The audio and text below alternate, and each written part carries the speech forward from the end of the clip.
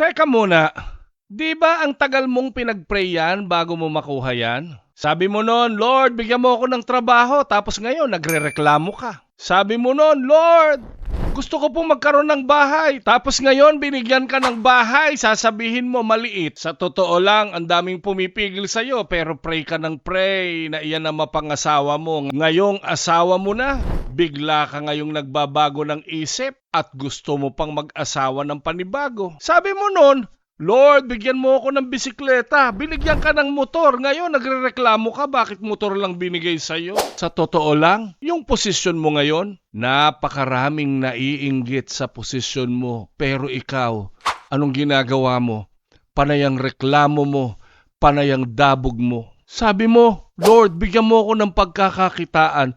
Ayan, binigyan ka ng negosyo. Ngayon sasabihin mo, napakahirap naman ng negosyong ibinigay mo sa akin. Kapatid, tigilan mo na ang pagrereklamo. Mas maganda yung sinasabi sa unang Tesalonica 5:18. Magpasalamat kayo sa Diyos sa lahat ng pagkakataon, sapagkat ito ang kalooban ng Diyos para sa inyo sa inyong pakikipagkaisa kay Kristo. Kapatid, matapos mong mapakinggan ito, tatanungin kita, nag-thank you ka na ba kay Lord? Ito po si Tay John. Shalom!